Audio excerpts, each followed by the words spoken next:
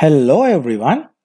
நாங்கள் இன்றைக்கி பார்க்க போகிற விஷயம் என்னன்னு சொன்னால் தரம் 9 மாணவர்களுக்கான எண்கோளங்கள் பாடத்தில் 1.3 பகுதியை இன்றைக்கு பார்க்க போகிறோம். அதாவது எண்கோளங்கள் தொடர்பான பிரச்சனைகளை தீர்த்தல். இதில் இவங்க உதாரணம் ஒன்றிலே இதுக்குரிய விளக்கத்தை உங்களுக்கு பார்க்க முடியும். இவங்க தரப்பட்டிருக்கிற உதாரணம் 1, புத்தகத்தில் தரப்பட்டிருக்கிற உதாரணம் 1ல் தூரம் ஓடுதலில் பயிற்சி பெறும் ஒரு விளையாட்டு வீரர் தினமும் பயிற்சியில் ஈடுபடுகின்றார். அவர் முதல் நாள் 500 மீட்டர் தூரம் ஓடும் அதே வேளை அதன் பின்னர் ஒவ்வொரு நாளும் முந்தைய நாளிலும் பார்க்க 100 மீட்டர் வீதம் கூடுதலாக ஓடுகின்றார். அதாவது முதல் நாள்ல அவர் 500 மீட்டர் ஓடி இருப்பாராக இருந்தால் 2வது நாள்ல அதை விட 100 மீட்டர் கூடின ஒரு தூரத்தை ஓடி இருப்பாரு. அப்ப 2வது நாள் அவர் ஓடின தூரம் 600 மீட்டர் ஓடி இருப்பாரு. 3வது நாள் அதை விட ஒரு 100 மீட்டர் கூட ஓடி இருப்பாரு. அதாவது 3வது நாள் 700 மீட்டர் ஓடி இருப்பாரு.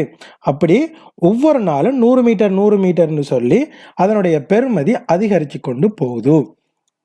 இப்ப இவங்க முதலாவது கேள்வி அதுல கேட்டிருக்காங்க, அவர் முதல் 3 நாட்களிலும் ஓடும் தூரங்களை வேறு வேறாக எழுதுகன்னு சொல்லிருக்கு.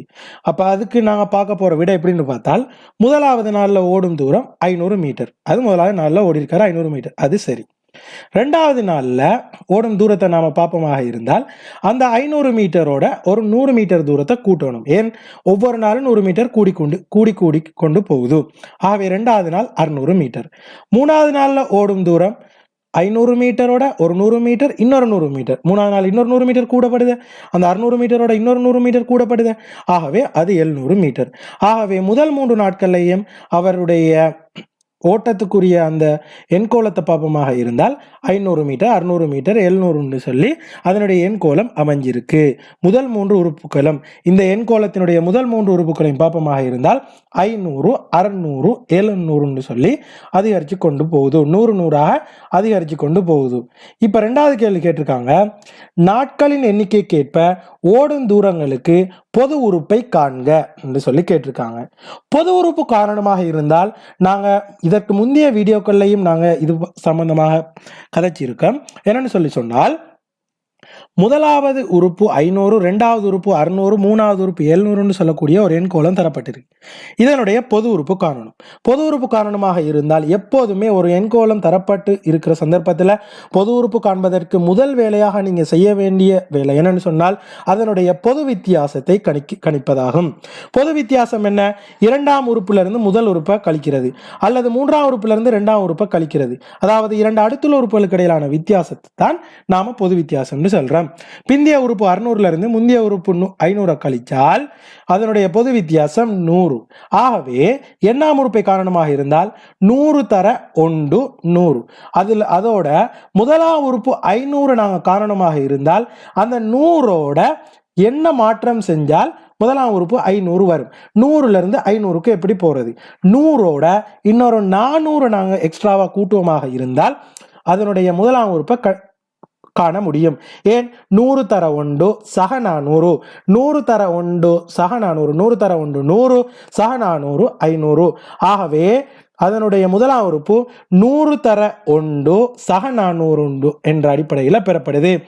2ஆம் உறுப்பு 100 தர 2 சக 400, 100 தர 2 200, 200ஓட 400 கூட்டினால் 600. 3ஆம் உறுப்பு 100 தர 3 சக 400, 100 தர 3 300, அதோட 400 கூட்டுவமாக இருந்தால் 700 பெறப்படுது. அதே அடிப்படையில் எண்ணாம் உறுப்பு பொது உறுப்பு காரணமாக இருந்தால் 100 தர அந்த மாற்றமடைஞ்சு கொண்டு வரக்கூடிய அந்த இடத்துல 100 தர எண் சக 400, 100 தர எண் சக 400 சொன்னால் 100 எண் சக 400 இதுல இருந்து பெறப்படுது. ஆகவே இதனுடைய பொது உறுப்பு யாருன்னு பார்த்தால் 100 எண் சக 400 வருது. இப்ப இதுல 3வது கேள்வியா இவங்க கேட்டிருக்காங்கன்னு சொன்னால் 20ஆம் நாளில் அவர் ஓடும் தூரத்தை காண்கன்னு கேட்டிருக்கு. இது ஆக இலகுவான கேள்வி. என்ன 20ஆம் நாள்னு சொன்னா 20வது உறுப்பை கேட்டிருக்கு. இந்த எண்கோளத்துல 20வது உறுப்பு என்ன எண்கோளம்? 100 எண் சக 400 சொல்லக்கூடிய பொது உறுப்பை கொண்டிருக்கக்கூடிய இந்த எண்கோளத்துல 20ஆம் உறுப்பு காரணமாக இருந்தால் எண் வரக்கூடிய இந்த இடத்துல அதுல 20 பிரதியிடுவமாக இருந்தால் அதை சுருக்கி செய்ய போகக்குள்ள இந்த எண்கோளத்தினுடைய 20ஆம் உறுப்பை பெற முடியும். 100 தர எண் சொன்னால் எண் வர இடத்துல 20 பிரதிட்டு இருக்கு. 100 தர 20 2000 சக 400. 2000ஐயும் 400ஐயும் கூட்டுவமாக இருந்தால் 2400 மீட்டர். அதை கிலோமீட்டர்ல மாற்றுவதாக இருந்தால் 2400 மீட்டரை கிலோமீட்டருக்கு மாற்றணுமாக இருந்தால் 1000ஆல வகுக்கணும். ஏன்னு சொன்னால் 1000 மீட்டர் சேர்ந்துதான் ஒரு கிலோமீட்டர் வரப்போகுது.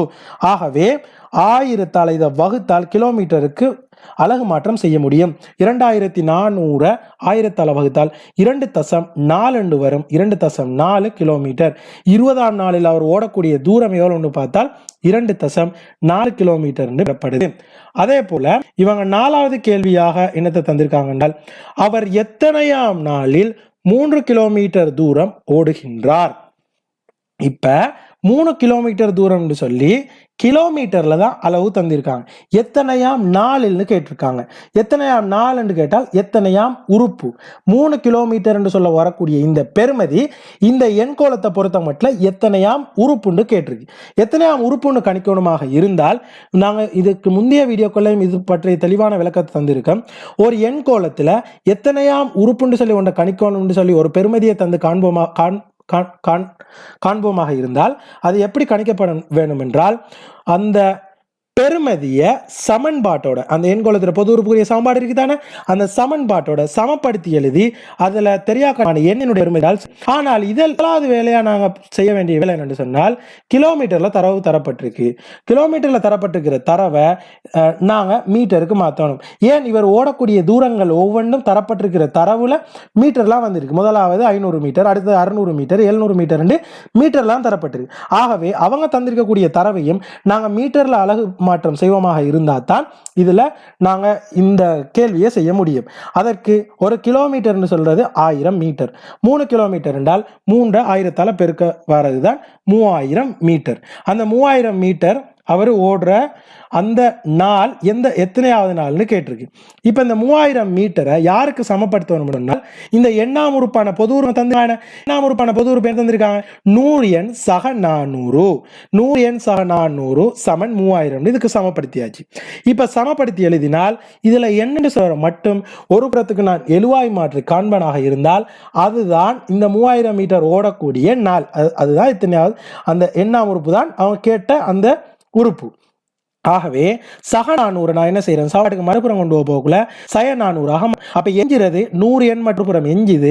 இந்த 3000ல இருந்து 400 கடுமாக இருந்தால் 2600 வரப்போகுது. இப்ப இந்த 100 எண்ணும் பெருக்கப்பட்டு வந்திருக்கக்கூடிய 100 சாப்பாட்டுக்கு மறுபுறம் கொண்டு போகக்குள்ள எழுவாய் மாற்றம் செய்ய போகக்குள்ள வகுபட்டு வரும். அப்ப 100ஓட எண் வந்துட்டு பெருக்கப்பட்டுமா இருந்தால் வரக்கூடிய 100 சாப்பாட்டுக்கு இங்கே அளவு போகக்குள்ள வகுபட்டு 2600 வகுத்தா என்னுடைய பெருமதி 26.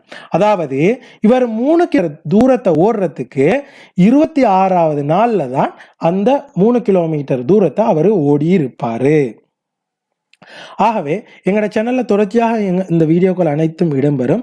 இதுல நீங்க எங்களோட சேனலை சப்ஸ்கிரைப் பண்ணி வச்சுக்கொள்வதன் மூலம் எங்களோட சேனல்ல தொடர்ச்சியாக வரக்கூடிய வீடியோக்கள் அனைத்தையும் பெற்றுக்கொள்ள முடியும். எங்களோட சேனல் இந்த வீடியோ ஒவ்வொன்றையும் நீங்க உங்களோட நண்பர்களுக்கு ஷேர் பண்ணுங்க. அவங்களையும் இதன் மூலம் பயன்பெற வைங்க. நீங்களும் பயன்பெற்று அவங்களையும் பயன்பெற வைப்பதன் மூலம் நீங்களும் இதுல ஒரு வெற்றியாளராக ஆக முடியும். நன்றி.